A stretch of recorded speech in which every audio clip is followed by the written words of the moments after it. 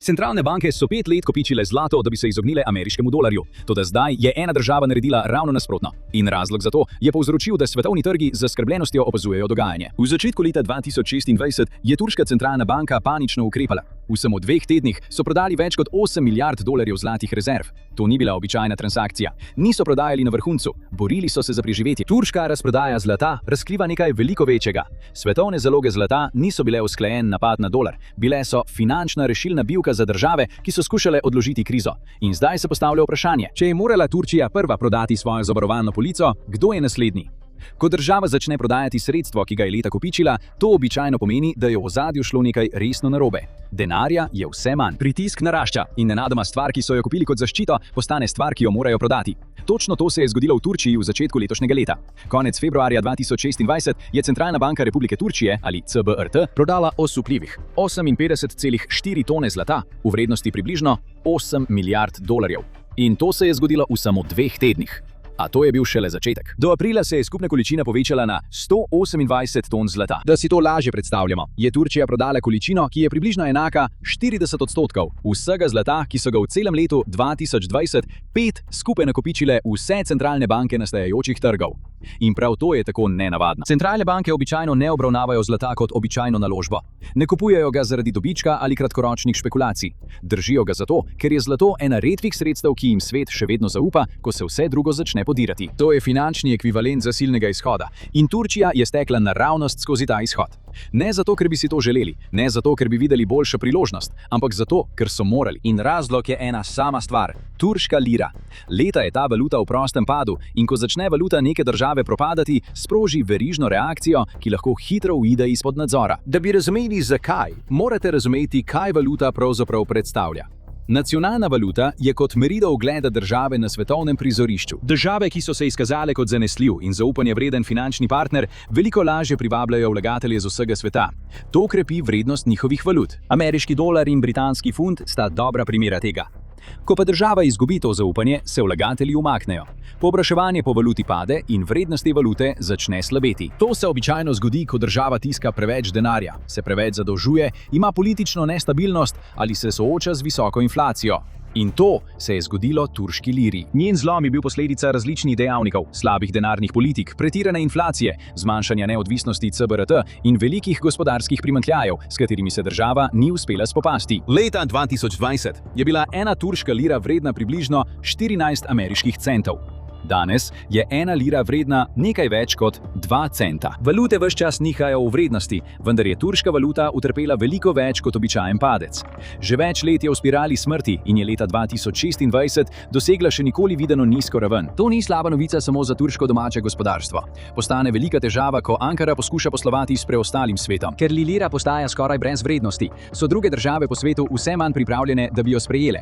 Namesto tega si trgovinski partnerji večinoma želijo plačilo v ameriških dolarjih. Zato mora Turčija najti način, kako priti do dolarjev. Toda ker vrednost valute še naprej pada, je bil vsak dolar dražji za nakup. Leta 2020 je bilo za $1 treba odšteti le okoli 7 lir. Leta 2026 mora Ankara za isti $1 odšteti skoraj 50 lir. Sčasoma je Turčija porabila svoje devizne rezerve. Njeno gospodarstvo je postajalo šibkejše, inflacija je poskočila, država pa je postala vse manj privlačna celo za najbolj optimistične vlagatelje. Kljub temu je Turčiji nekako uspelo zdržati. Potem pa se je zgodilo nekaj, kar je bilo povsem izven nadzora Ankare. Nekaj, kar je pretreslo ves svet, vplivalo na celotno svetovno gospodarstvo in potisnilo več držav v resno gospodarsko krizo. Vojna v Iranu. Po ameriških bombnih napadih je Iran blokiral Hormuško ožino, ozko, a ključno morsko pot, po kateri potuje približno 20% svetovne oskrbe z nafto.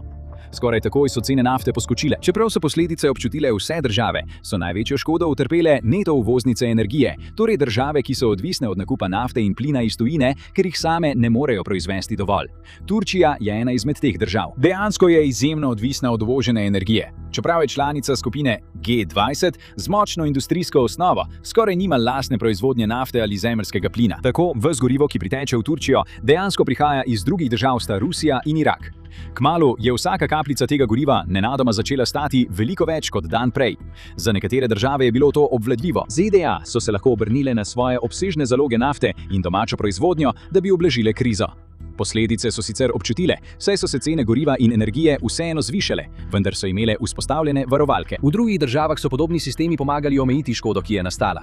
Turčija pa je trpela bolj kot večina. Nenadoma se je znašla v položaju, ko je morala plačevati bistveno višje račune za energijo, ki jih je bilo treba poravnati takoj, ampak tudi z vse šibkejšo valuto, s katero jih je morala plačevati.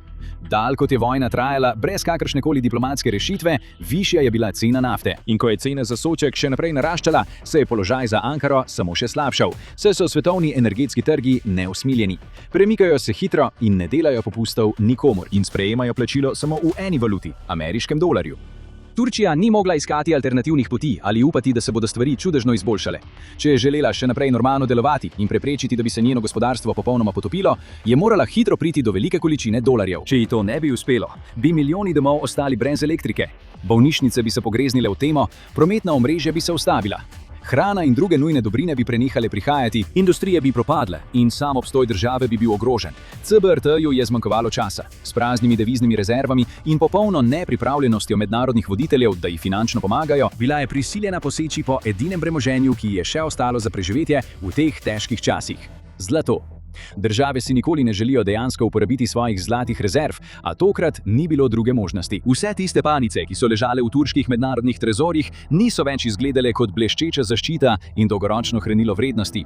Zdaj so bile edina stvar, ki je stala med Turčijo in njenim popolnim zlomom. Zato je Turčija sprejela edino odločitev, ki jo je lahko. Tukaj se začne ena največjih finančnih zgodb zadnjih nekaj let – podirati. Leta so finančni komentatorji širili idejo, da so države v razvoju vsako leto kupovale na tisoče ton zlata iz enega razloga, da bi ga uporabile kot orožje proti Zahodu, predvsem proti Združenim državam Amerike. Trditev je bila, da države BRICS, vključno z Brazilijo, Kitajsko, Indijo, Iranom in Rusijo, skupaj s svojimi zaveznicami niso zgolj ščitile sebe, pripravljale so se na finančno revolucijo. Teorija je trdila, da te države kopičijo ogromne zlate rezerve, da bi lahko ustvarile novo svetovno valuto. Želele so izzvati prevlado dolarja in oslabiti ameriško gospodarstvo. Sčasoma bi bil svet prisiljen v popolnoma drugačen finančni sistem. Bila je dramatična zgodba, usklajen načrt za konec dobe dolarja in ustvarjanje novega svetovnega reda. Toda v resnici se ni šlo tako. Teorija o zlatu podprti valuti BRICS se je začela podirati pod težo tega, kar se v resnici dogaja v svetu. Dokazi za to so povsod okoli nas, ne samo v Turčiji. Ankara namreč ni edina, ki je prodala svoje zlato. To je le prvo ime na vse daljšem seznamu svetovnih sil. Podatki iz začetka leta 2026 kažejo, da so številne druge države, vključno s članicami zavezništva BRICS, prav tako začele prodajati del svojih zlatih rezerv. Rusija je v prvih 4 mesecih leta 2026 podrla 24-letni rekord. Moskovska centralna banka je aprila prodala več svojih zlatih rezerv kot v kateremkoli drugem mesecu po letu 2005. Rusija se je zaradi nenehne vojne z Ukrajino znašla pred možnostjo gospodarskega zloma. Ker ni videla druge možnosti, je razprodala svoje rezerve. Tudi druge države so sledile temu zgledu, pri čemer so države v razvoju tiho prodajale del svojih zlatih rezerv. Medtem sta Kitajska in Indija ostali molčeči glede svojih dejavnosti povezanih z zlatom. Nič od tega se ne ujema s teorijo zarote BRICS. Če bi te države res tako želele kopičiti zlato, da bi destabilizirale Zahod, zakaj bi potem toliko izmed njih prodajalo stotine ton zlata? Resnica je v resnici veliko bolj mračna, kot so si teoretiki zarote sploh predstavljali. Zlate zaloge, ki so jih v zadnjem desetletju nakopičile številne države, niso bile namenjene kot orožje za uničenje Zahoda ali razgradnjo dolarja. Niso bile napadalne, bile so obrambne. Te zaloge so bile finančni rešilni čolni. Vodstvene skupine in centralne banke teh držav so se zavedale, da so njihova domača gospodarstva krhka. Razumele so, da lahko njihove valute nekega dne propadejo. Zavedali so se, da bi lahko globalna kriza prizadela njihove sisteme in ljudi bolj kot bogatejše države sveta. Zato so se, da bi dejansko ponovno dobili vsaj nekaj nadzora, obrnili k zlatu. Nakopičili so ga toliko, kot so lahko, da bi imeli nekaj, na kar bi se lahko zanesli. Zlato je bilo varnostna mreža, a ta mreža se zdaj trga pred našimi očmi. Turčija ima v svoji mreži preprosto več lukenj kot ostali. A vendar je le vprašanje časa, kdaj se bo popolnoma enaka situacija zgodila v Afriki, Aziji, Latinski Ameriki in drugod. Okoliščine bodo različne, tako kot so med Turčijo in Rusijo, toda končni rezultat bo enak. Zaloge ne bodo več kopičene, ampak porabljene. Ko je lira izgubila svojo vrednost in so bile rezerve izčrpane, je Turčija izvedla državno različico posla za stavljalnico, zamenjavo zlata za tujo valuto. Ko je namreč likvidirala svoje zlato, Ankara ni svojih trezorjev prinesla 8 milijard dolarjev vrednosti zlatih palic in jih naložila na letala. Namesto tega je v bistvu dala svoje zlate rezerve mednarodnim bankam za trgovanje z zlatom kot obliko zavarovanja. V zameno so te banke nato nakazale milijarde ameriških dolarjev na račune Ankare. To je podobno kot nekdo, ki ima denar vezan v podjetjih in naložbah, nato pa nenadoma potrebuje nekaj gotovine za plačilo nujnega računa. Ne želijo trajno prodati svojih sredstev, zato odpeljejo luksuzni avto v zastavljalnico višjega razreda, ga uporabijo kot zavarovanje in odidejo z gotovino. Če se njihova situacija izboljša, nato vrnejo denar in dobijo avto nazaj. Če ne, zastavljalnica avto obdrži. To je v bistvu način, kako deluje turška zamenjava zlata. Država lahko svoje zlato morda dobi nazaj, vendar le, če vrne milijarde, ki jih je prejela, skupaj z obrestmi. Glede na pritisk, s katerim se sooča Ankara, bo to zlato verjetno precej teže dobiti nazaj, kot se zdi.